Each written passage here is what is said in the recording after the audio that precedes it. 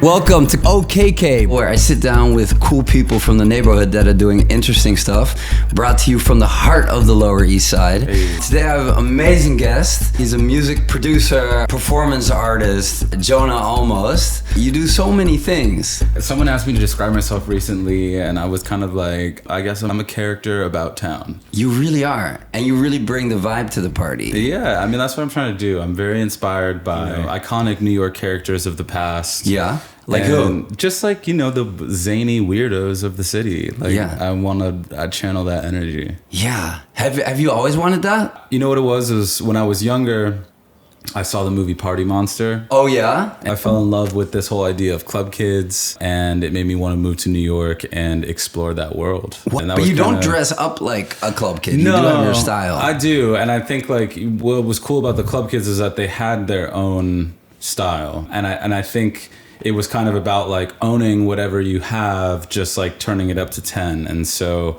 I would say that I'm inspired by the club kids' energy, their penchant for expressing themselves, but I flipped it and put it in my own aesthetic. Okay, how would you describe your aesthetic? I don't know. I guess it's like cool. Yeah, just cool. Just like I know who I am, and I don't try to front like anything else. And are you working on any music at the moment? Yeah, actually, I'm really excited because I started working with this music manager who connected me to a label. Oh, nice. And so I'm about to release this project with actually it's a French record label. They're based out of Paris, but they work with a lot of electronic musicians called Headroom.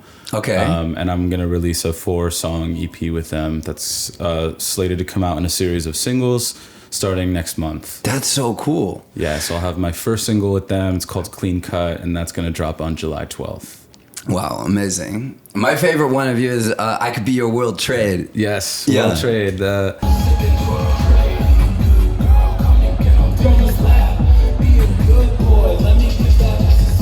I really wanted to create a New York inspired track. It was born out of this freestyle. I was like just fucking around at my house one night, late at night. I was trying to like find ways to incorporate and like, make metaphors out of iconic New York buildings in reference to myself. Yeah. And I mean, World Trade just like... Yeah, because trade means, what does trade mean? Well, trade is like, in pop culture, I mean, there's like this whole big debate, and I like low-key got canceled on Twitter because a lot of people were saying that like only black people can be trade. Oh. But then Jeremy O'Harris dispelled that. Okay. And provided the receipts, which was that trade was actually a term used in like late 1800s, early 1900s gay scene of London to describe DL guys who were like tradesmen, like a carpenter or bricklayer or something, but we're also like gay on the side or like gay for pay or whatever. So anyway, colloquially today, trade kind of means like a DL dude. He's not necessarily out, or like if he is, he's very kind of like quote unquote mask or like the blue collar guy next door or whatever. Hot.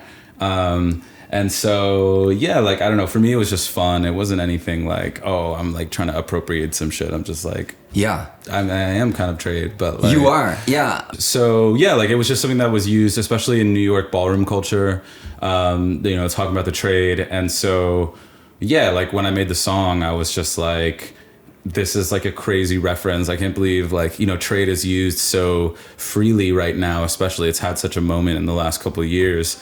And nobody has like made this connection of like world trade in art. I mean, I'm not gonna say I'm the first to do it, but like I don't know anybody else who has a song about. I don't either. No. And it's funny because I was talking to these gay guys I know, and they were like, it's kind of crazy. They were like that was like just wide open, and like you just. You did it. I did it, and I was like, yeah, like the most iconic building in New York City. Yeah, connection metaphor, like World Trade Center being the trade of the world. And so that's where the concept, and I was traveling a lot around Europe at the time, and in my head I was like, I need to make this song that captures like the essence of my trade experience in New York, but also like World Trade is like, he's cultured. He's been outside the city. He left New York. He went to Europe. He walked the runways. He met who he needed to meet and became not just a man about town, but a man about the world. Wow. from New York to the world. Yeah, because what I do like about New York, like little things that happen here, then all of a sudden it's amplified over the whole world. Yeah, bubbles up. But it's crazy. When you start with a song, like I'm very interested to know that. Like, do you start with a melody, or like what's your creative process? Or I actually feel like I'm like writing lyrics is something I kind of struggle with. Like I always find myself writing stuff that's just like way too literal, and a lot of it is like I'm so literal too. I always feel so basic. That could be your will trait. Yeah. It's good. It's catchy. It's fun. It's fun. Yeah. And that was my intention with that track in the first place, was like, I had been making kind of like more emo stuff for a while. We were coming out of the pandemic, and I was kind of like, I just want to make something that's fun and sexy and silly. It like, doesn't need to be the most like deep, serious, whatever. Like, I need to express this as an artist. I was like, I want to express like I'm having fun and like feeling sexy. Yeah. So that was kind of the goal with that. The process though is usually it just starts out with me like making a beat. Okay. And then, you know, you make like a basic loop. And then a lot of my ideas start from there, because like what I'll do is like I'll make a basic loop, and then I'll set up the mic or whatever, and then I'll kind of just like freestyle and like hum some things, like, or, you know, maybe it's one line that I thought of or had written down on my phone somewhere or something, and then you kind of build off of that. And I find that like when I do that in the moment, I'm able to like ride that creative wave of energy. Yeah. And everything always comes out like the best in that kind of initial session of like when I'm feeling the most inspired by it. Because like coming back to a project I struggle with sometimes, like refining it over time, lyrically I should say. Like I like editing the beat as I go, but I always find my best vocals are done like the night I've made the perfect loop or whatever. And then that's basically it. Do you ever have, when you're out, that you get inspired and get an idea and write it down? Or like... Yeah, totally. I think this whole project is pretty inspired by my summer last year when I was in Germany. I spent a month in Berlin, and I feel like it reminded me of why I love going out and what I love about electronic music. I think in New York, sometimes it can be more difficult because like I'm in this nightlife scene and I'm in this world. So a lot of my time when I go out in New York is like a lot of socializing. It's a lot of like, mwah, mwah, so good to see you. What's new? Blah, blah, blah. And I find it harder to like disconnect and get into the zone of just dancing. Or like if I do, then it's later on in the night. Oh. You know, but like every time I go out, a good portion of my night is spent just like running into people, catching up, having small talk, stuff like that. You're very popular. You're a man of town. Yeah, no, and I love it. Don't get me wrong. Like I love socializing. But what was special about that trip was just that, like, because you don't know anybody, that it was just kind of like the focus was reverted back to the music that I like and the DJs that I want to see. And so I found a lot of sonic inspiration there, and like the music is faster, and there's like a sexiness that I like about like a lot of the music that I'm inspired by coming out of Berlin. I think they do this, what I'm trying to capture as well is like making fast music sound chill. I think people have like this idea, you know, maybe it comes out of hyperpop, or they're thinking about like really intense like techno or whatever, where like music that's really fast is like this like cacophony of sound, and it's really intense and just in your face. And I've discovered a lot of music that is like fast but is like pleasant and like chill to listen to. It's not like in your face, aggressive, you know, the darkest thing ever or whatever. It's like, it's just like this is a really sexy beat, and the vocals sound really nice, and it is 160 beats per minute, but it doesn't feel... Got it. Like, no, so I understand. But you do it because that's also your character. You do like boom, boom, boom, let's go, and next, and it's just like full energy. And so I think like that also ties into like, there's also like a sonic evolution that I'm working on as an artist, and also in my like public facing persona of I'm ready to like refine and mature a little bit. And so... Oh, really? Wow. Yeah. Already? I feel like I did the like...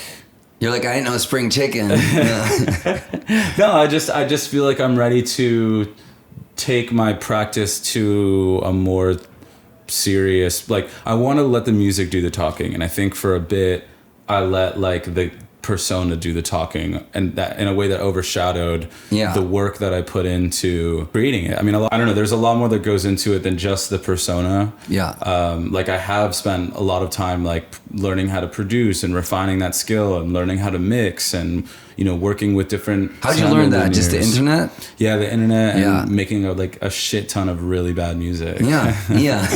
You know, it's like for every good beat that I like, I've made like 10 or 15 bad ones. It's like it's a slow process. Yeah, and then people think it's really easy. People think it's easy. People think somebody else did it or whatever. And I've worked with other producers. Like, you know, some of my best tracks are made by other producers, like World Trade, you know, with Owls. Oh yeah, Owls was the producer, right? Yeah, and I met him once with Azealia Banks. We were there in the studio till like 6 a.m. I really kind of came back around this time after last summer, and I was like, okay, like I did my party boy era. Okay. I have checked that box. I went to every party. I danced on every stage. Yes. I met all the people I needed to meet, and now I'm ready to close in a little bit.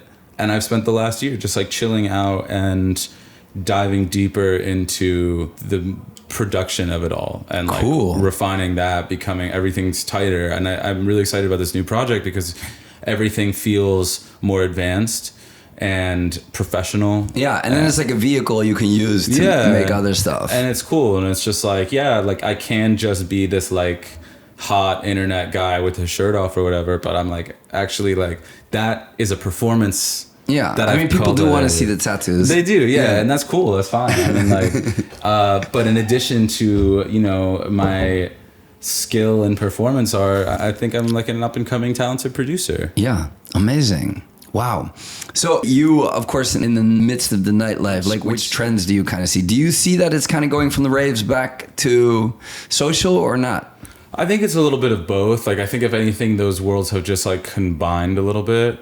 And also like my relationship to partying has changed. You know, like when I first started going out in New York, it was kind of more of these like sceney Manhattan things where you like, and alcohol, everyone is drinking, everyone's like doing a bump of Coke or whatever. And I think as the music has changed, so has the drugs and so has the way in which what are people doing now, K?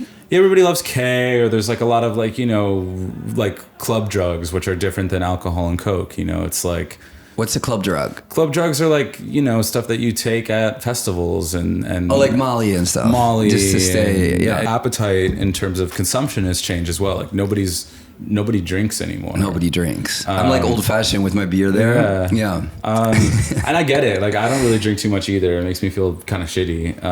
I would say that there's more community now than there used to be. When I first kind of popped out onto the scene, you know, like I remember living in New York when there was no techno scene, pre-Basement, all these raves, when people were still playing club format. You'd go and you'd hear like rap with pop and totally a lot of hip hop. It was a totally different landscape in terms of sound. And I remember wishing so badly that there like was this whole rave scene that existed when I was like 18. And then like all these years later, be careful what you wish for. It all kind of manifested. And so like I think it is cool that we have that. Yeah. But then again, like, you know, my relationship has changed. Like I kind of can occupy different spaces, and like when you've been in nightlife long enough, it's like I don't always need to be like fucked up to be comfortable at the club. No, it's like I usually know everybody who's putting it on. Yeah. Or I know the door guy, or you know, and there's like a certain level of like I can just pop in, it be chill, interact, and it doesn't need to be like crazy. Yeah, and I don't get like anxiety or like, you know, I think a lot of people get stressed about like, oh, I'm gonna do this, I'm gonna see this person, and I'm like, yeah, it's the same bitches I'm gonna see next weekend and the weekend after that. And, you know, no, totally. But it's nice because it's comfortable. It's easy. It is, and I find because you are kind of right. It used to be a bit more sceney. Yeah. I do find everybody is extremely nice. It is easier now, but I was like, maybe I changed, but I could almost sometimes just go out by myself and then you'll always know people. It used to be more like you had that group. Now I feel like it's kind of more intermixed. It's kind of coming back around. Like I still think that it's pretty segmented. Like, you know, a party like Holy Mountain where like someone like Lady Fag is uniting all the scenes doesn't really happen anymore. No. But we also have places like Basement, which is like, you know, it's open late and it's also kind of emerged as a place where all the parties funnel to after 4 a.m. So in this way, we still are like the community of it all is starting to come back together. Because, you know, you'll have like 17 different parties happening all over the city, and then we all end at basement. Yeah, come 3:34, everyone's like, all right, like, we'll see you at basement. Yeah. And don't forget your sunglasses. Don't forget your sunglasses when you go out. Yeah, I made that mistake the other week. It was not cute. Right? I find it so noble when people do that. Yeah. Last summer, you were in Europe for a long time, right? Yeah, that was a really memorable summer.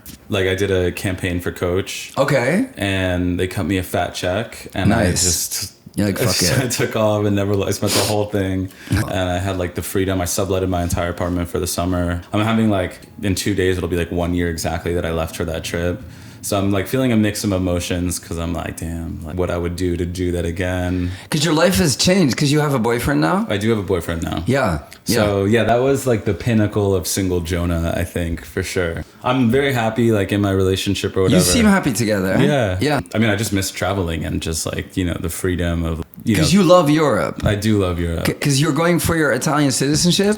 Yeah, so I'm working, I mean, that's not for a while. Like basically like we filed all the paperwork and we got a court date with the judge through my dad's side of the family because he's Italian. Okay. And but the problem is just that like the bureaucratic process of Italy takes like for fucking ever. Well, not that America's that much better. Yeah. I just got my American citizenship this year. Yeah. So I'm both. I think it's kind of nice to have both options. Definitely. Especially today's day and age. Like, you can skip the line. Yes. Go through the US side. So good. Yeah, I'm always like, which passport should I use? I have them both with me. Yeah, so I'm excited for that, but my court date isn't till October 2025, so I got like over a year to go. I'm gonna go to Sweden in like a week and a half. Oh wow, awesome! What are you gonna do there? That is just like me and my boyfriend have and his friends. Like one of them has a house over there. And so he invited us to come stay for midsummer. Nice. Oh yeah, that's the Heilongor. Yeah. They do that the midsummer. It's like a big, where it's the longest day of the year. Yeah. So I'm excited because I'm hopefully gonna get that like. Yeah. You know, maybe I'm gonna be sacrificed. Who knows? Who knows? Oh my God, the movie. Yeah. Wow. Yeah. And I just watched it too for like research. So I'm like, shit. Oh my God, what did you think of the movie? I thought it was cool. I mean, like it was like a crazy story. It's so weird, right? But I'm like gonna drink the shroom tea, and if shit start getting weird, I'm just gonna ride with it. Yeah. Why do you want to get your Italian passport? I would definitely like to live in Europe at some point in my life. Yeah. I moved to New York 11 years ago. It's the only place I've lived as like an adult. You're from here, right? I'm from upstate. Yeah. And then I have like my mom is from here, and so I have a lot of family in the city, and like I used to live at my grandmother's house in Queens. I love New York, and New York will always be here, but I think at some point I need to like spread my wings and just like see what it's like to live somewhere else. Yeah, it's amazing to make your way in a foreign land, you know? It just brings so much. Yeah, and I think like Paris would be really sick. Also, I love Berlin. I mean, there's no money there, but right? Everyone's just making art. For music, I think it would be cool. Like when I go there, I learn a lot, and yeah, because the whole DJ scene is there, and I like find a lot of inspiration there. It's like definitely the home of techno. Yeah, well, new techno. Basically. Techno was technically born in Detroit. Oh yeah, but it was exported to Germany. To Germany, ran with it, and we'll see what happens. I'm not like in a particular rush, and I also feel like my life in New York it's very comfortable. Like I've built a life for myself here, and I've carved out a name, and you know, so yeah, to walk away from that is also daunting. Yeah. No, totally. But it'll always be here. Like you said, like a lot of different groups in the gay scene, they're all like different. Like you have even neighborhoods, right? Mm-hmm. Like, okay, we call them like a Hell's Kitchen queen is different than a downtown queen, what you would call me. Right. By the way, there are 0 gay bars here downtown. Yeah, I guess like because Dime Square is already pretty mixy. I feel like it all just like they're like post gay bar over here. Really exploded after the pandemic. It did, yeah. I mean, I used to live in Chinatown pre-pandemic, and it was not the same. No, I hope it stays at this level. You know, but you do see all the good, nice fashion boutiques are coming here, so yeah it may change, but yeah, I think so. Yeah, we're ready for it. Yeah. So you have a really good sense of smell. I remember that. Yeah, because I do not have a sense of smell. Wait, so that's crazy. Did you lose it like post COVID, or you just I never had it. That's crazy. So we found out I was 8 years old, and I was in the car with my mom, and we just came from this big office building, and she's like, "KK, did you fart in the elevator?" And I'm like, yeah. She's like, there were 8 people in that elevator. And I was like, yeah, but it was a soft one. You couldn't hear it. And then she's like, yeah, but people smell that. And she was like, you do that more often. Do you not smell? Because actually as a kid, when people say like, oh, it smells, you're like, yeah, it does. Because then you see something dirty or something. Right. That's when we found out. And then we went to a doctor and did some tests. I just did not have a sense of smell, but only when we were 8 did we. Damn. Yeah. But they say it's very important for like memory. Yeah. And Taste. even falling in love. Yeah. So how does smell, which role does it play in your life? I think for me, like, it's just one of those random things about myself that is like very like, I just have a strong sense of smell. So like the kind of thing where like I'll walk down the street and I'll like smell something in the air and like follow my nose to some restaurant. Really? And I'm like, I want whatever that dish is, that kind of thing. And I think like love romantically, like, there's like pheromones. Yeah. I've had enough boyfriends to where like I can recognize when like if I didn't like somebody on a pheromonal level but then chose to date them anyway, the relationship never worked out. Wow. And then I'm like, it was probably because at a biological level I didn't like the way that they smelled. That's so interesting. No, I think about that sometimes. Like I've had boyfriends, I'm like, oh, but would we be boyfriends if I was able to smell? Yeah. You don't know. And like my current boyfriend smells really good. He looks like he smells good. Yeah, and I'm like attracted to him on like a biological level. So I try to be in touch with my instincts and like let them guide me. Yeah. And that's like one of the ones. And I also just have like a dream of creating my own scent someday. Oh yeah? Yeah. What would the Jonah scent be? I think about this a lot. Skateboard, poppers. Well, I'm really inspired by like where I live near the West Side Highway is where the Hudson River meets the ocean. And so you get what is called brackish water, which is like where the fresh water meets the salinated water. So it kind of has this smell that is distinct from freshwater and ocean. It's like a combo of the both. It's slightly like less salty smelling, but still the notes of salt. And I really like that smell. So I was thinking about like this scent that was like inspired by the West Side Highway and, the Eagle and the Pier, both like, and Leatherman, these like iconic gay destinations are also on the West Side Highway. And then there's this other scent that I just bought from DS and Durga that kind of smells like a dank basement. Okay. And it's really good. And so I kind of imagine some like mix of the three where it was like... But will the dank basement get you laid? I think maybe. I find it sexy smelling. Yeah. Okay. So yeah, my idea for this like first scent would be, it's like something like there's notes of this brackish water, there's notes of like leather, and then there's notes of this like cool dank basement smell. Wow. And it's not like a bad smell, it's just like earthy, clay, cool moisture, something like that. Amazing. Yeah, because I always have to listen to people.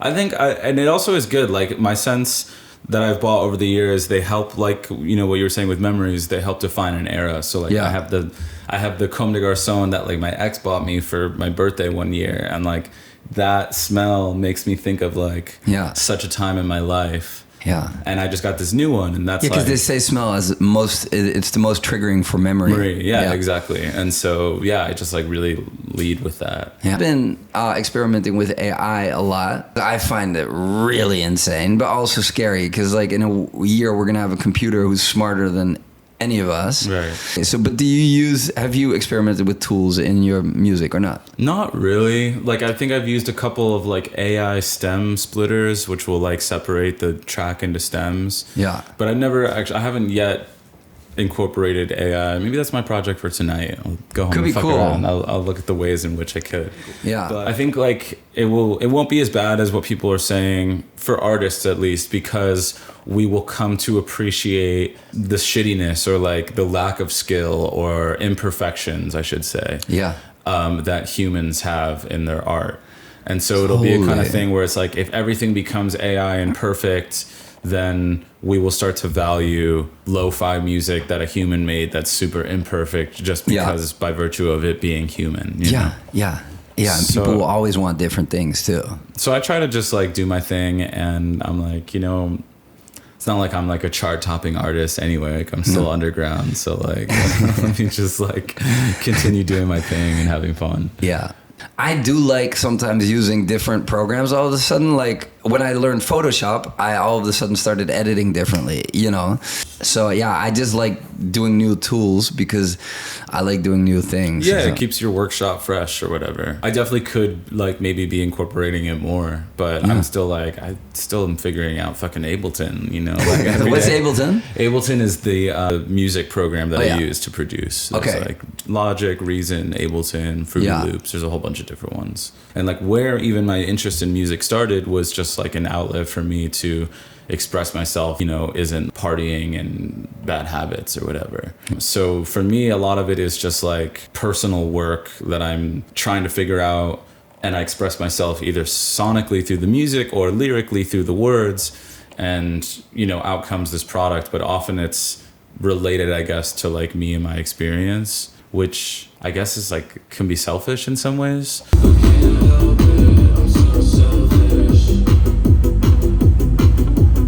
I just haven't made enough music to get there yet. Like I feel like I'm still in my like I'm unpacking what's going on in my day to day. I think as I get more and more prolific and things feel less precious, then I will be able to create more externally facing topics or dive into more externally facing topics through my sound than I currently am. I don't know if there's like a right or wrong answer. You know, there's a lot of artists who have amazing music but have terrible takes, and so there's that whole debate of like separating the art from the artist. I don't know. I mean, also part of me is like a bit of an escapist, and so I think with like turning on modern day media, there's just always something, you know, every day it's something new. It's like there's another bombing in Palestine. They just discovered the human case of bird flu. Like, Biden pooped his pants. But, you know, and I'm just Biden like eats the ice cream. Yeah. and we also are living in this era of like fake news and